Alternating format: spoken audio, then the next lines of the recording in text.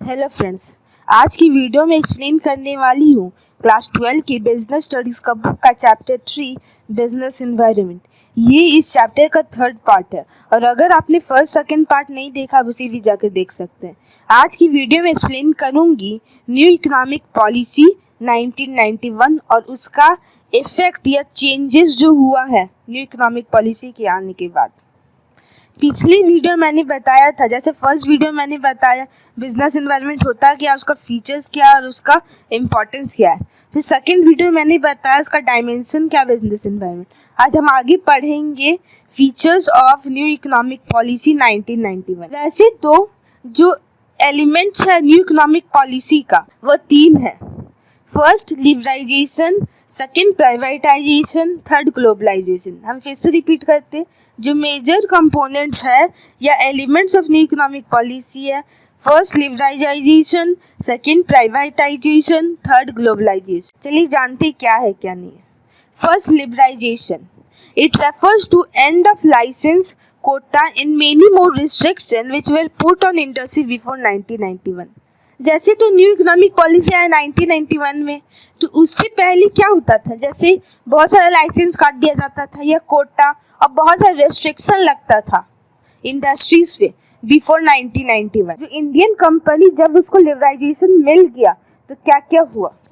First, abolition of licence acceptance fee. इसका मतलब कि बहुत सारे लॉ लगा लाइसेंस के लिए पर कुछ कुछ छोड़ के।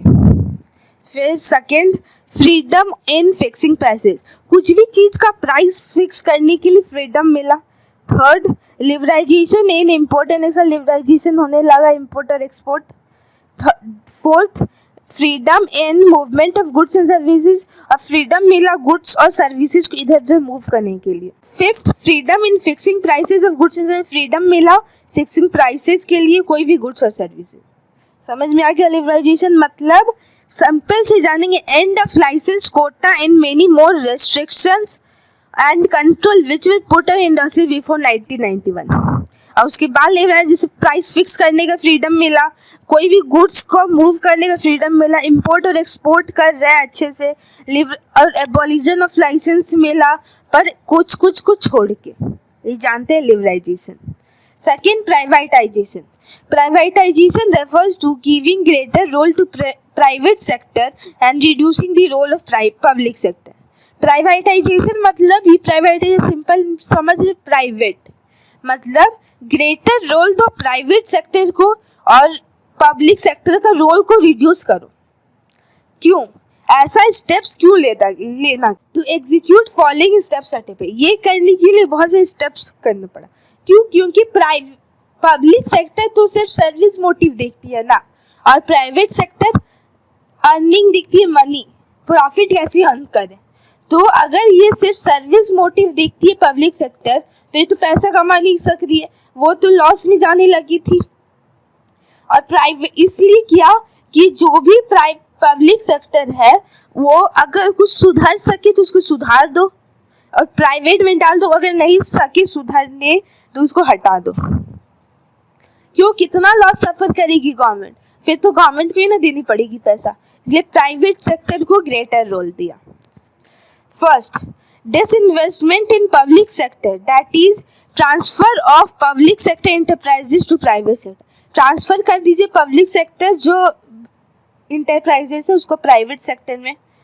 Second, setting a board of industrial and financial reconstruction, मतलब BIRF, set board of industrial and financial reconstruction.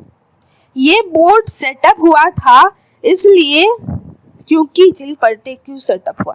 This board was setup to revive sick unit in public sector enterprises suffering loss. ये board setup हुआ था public sector के लिए कि वो revive कर सके सिक यूनिट को जो लॉस सफर कर रहे हैं, उसके लिए, ताकि वो अगर रिवाइव कर दीजिए मतलब वो अब फिर से काम कर नहीं सकेगी। जैसे जो सिक यूनिट है और मतलब जो हमेशा लॉस सफर कर रही है उसको रिवाइव कर दीजिए, इसीलिए मतलब कि वो फिर से काम कर नहीं सकेगी अच्छे से। Third, if in the process of disinvestment private sector requires more than 51% share, then it result in transfer of ownership and management to private sector. अगर हम कोई भी कंपनी प्राइवेट सेक्टर में ट्रांसफर कर रहे हैं तो 51% शेयर रहना चाहिए प्राइवेट सेक्टर के पास, ताकि वो उसका ओनरशिप और मैनेजमेंट प्राइवेट सेक्टर के पास ट्रांसफर हो जाए. प्राइवेटाइजेशन में बस 3 चीज याद रखना है: this investment of public sector, setting of board of industrial and financial reconstruction, और disinvestment of private sector requires 51% of the share, ताकि ओनरशिप जो है और मैनेजमेंट जो है प्राइवेट सेक्टर में ट्रांसफर. Third, globalisation.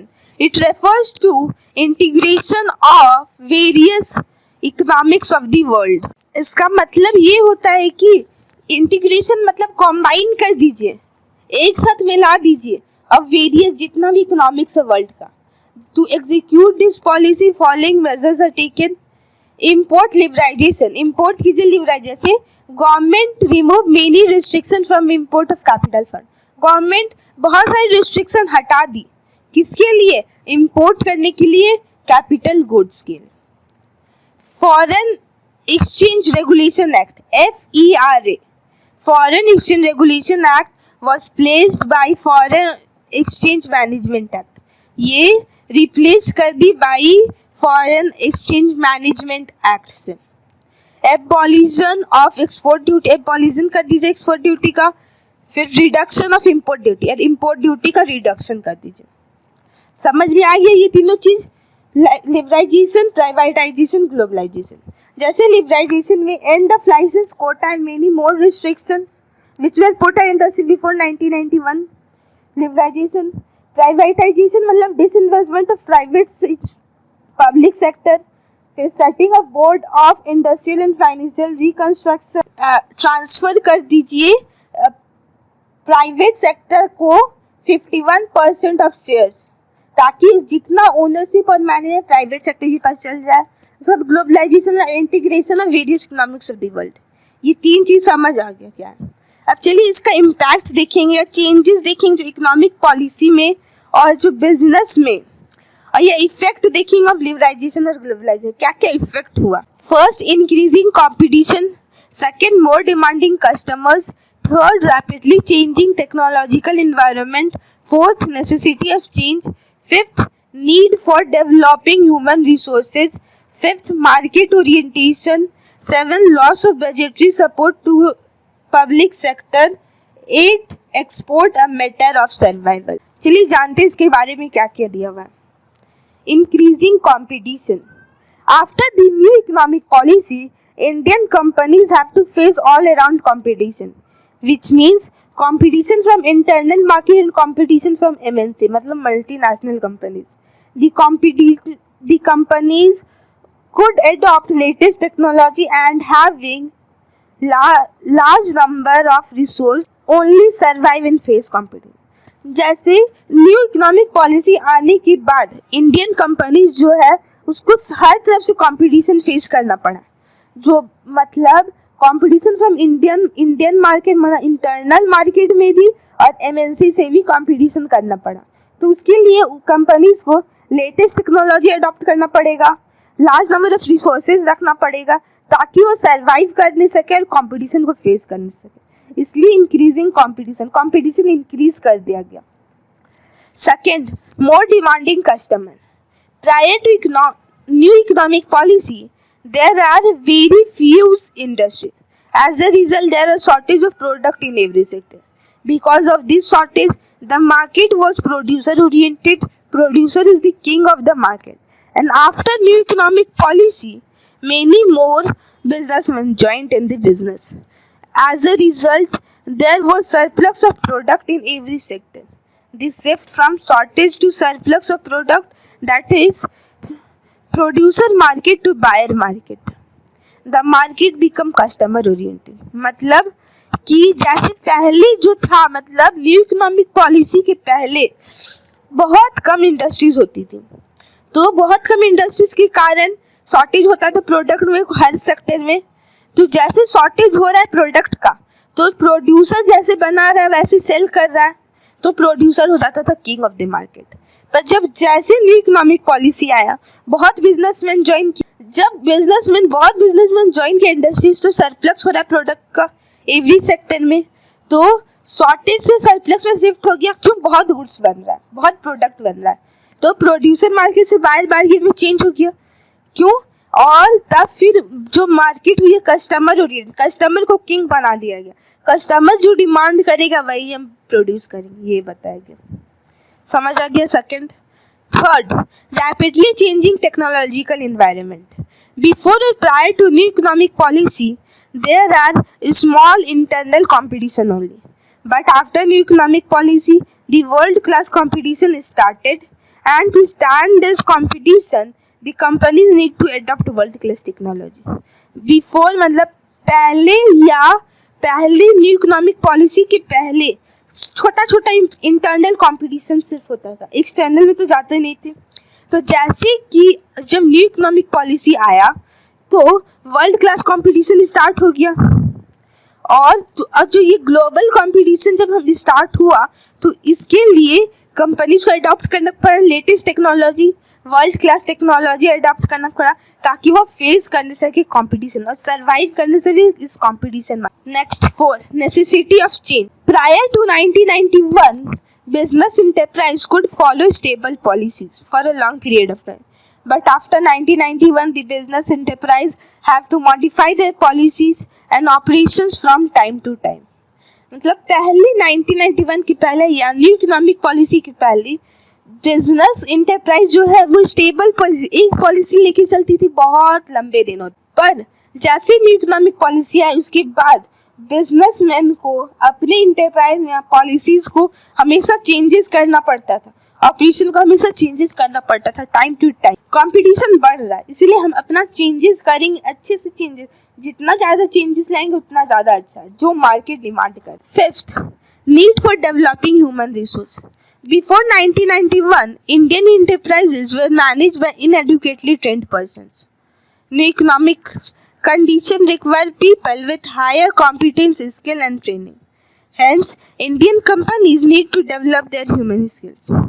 मतलब बिफोर 1991 या इन न्यू इकोनॉमिक पॉलिसी के पहले पर्सन्स ह्यूमन रिसोर्सेज जो रखते थे हम अपने इंटरप्राइज में वो ज़्यादा ट्रेन नहीं थे, इनएडुकेटली ट्रेंड थे, थोड़ा मोड़ा पढ़े लिखे या फिर वो भी नहीं। पर जैसे मार्केट में चेंज आया, न्यू इकोनॉमिक पॉलिसी है तो कंपटीशन बढ़ा, तो पीपल को हमको ट्रेन करना पड़ा, स्किल देना पड़ा कि ऐसे ऐसे काम करो, उसका स्किल के हिसाब से ट्रेन करना पड़ा। तो इंडियन कंपनीज डेवलप किया किसके थ्रू? ह्यूमन रिसोर्सेज में, ह्यूमन स्किल्स में डेवलप किया। 6th, market orientation.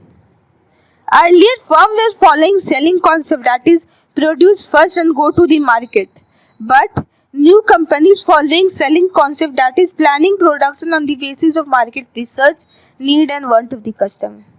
पहले जो होता था मतलब न्यू इकोनॉमिक पॉलिसी के पहले सेलिंग कॉन्सेप्ट चलती थी, जैसे प्रोड्यूस कीजिए और मार्केट में जाके बेच दीजिए। पहले प्रोडक्शन होता तो फिर मार्केट में जाके बेच देता था, कस्टमर कुछ डिमांड नहीं करता था। बट जैसे न्यू इकोनॉमिक पॉलिसी आए तो कंपनीज चेंजेस किया, जैसे मार्केटिंग कॉन्सेप्ट लाया, जैसे प्लानिंग कीजिए प्रोडक्शन के on the basis of market research, need और वांट ऑफ द कस्टमर। जैसा नीड है कस्टमर का, वांट है कस्टमर का, उसके बेसिस में रिसर्च कीजिए, उसके बाद आप production. 7th, loss of budgetary support to public sector. Prior to 1991 all the losses of public sector were used to be made by the government, but today the public sector have to survive and utilize their resources, otherwise these resources have to be face disinvestment. इसका मतलब ये है कि जो पहले new economic policy के पहले अगर पब्लिक सेक्टर में कुछ भी लॉस हो रहा है तो ये गवर्नमेंट सफ़र करती थी, गवर्नमेंट देती थी। पर अब न्यू इकोनॉमिक पॉलिसी के आने के बाद अगर कुछ भी लॉस होगा तो ये रिसोर्सेज जो पब्लिक सेक्टर है उसको सरवाइव करना पड़ेगा, उसको लॉस में नहीं जाना चाहिए। क्यों? अगर वो लॉस में जाएगा तो वो डिसइन्वेस्टमेंट फेस करेगी, मतलब पब्लिक सेक्टर से वो प्राइवेट में चेंज हो जाएगी, इसलिए उसको सरवाइव करना पड़ेगा। 8, export a matter of survival. The Indian businessman was facing global competition, and now new trade policy made the external trade very liberal. As a result, to earn foreign exchange, many Indian companies joined the export business and got a lot of success. For example, Reliance company MRF got a great hold in export. जैसे कि Indian businessman को face करना पड़ा global competition, पर new trade policy आते ही external trade पूरी liberal हो गया, मतलब लूज तो एज अ रिजल्ट पूरी लिबरल हो गई। तो as a result to earn foreign exchange, अगर फॉरेन एक्सचेंज इंडियन कंपनी कमाना चाहती है तो वो ज्वाइन कर दी एक्सटर्नल बिजनेस और वो पूरी सक्सेस होने लगी। तो जैसे एग्जांपल हम ले सकते हैं रिलायंस कंपनी, वो एक्सपोर्ट कर दी अपना बिजनेस को और वो पूरी सक्सेस कर गई है। तो अब वो ग्रेट होल्ड मार्केट में ग्रेट होल्ड पकड़ ली, किसमें? एक्सपोर्ट मार्केट में।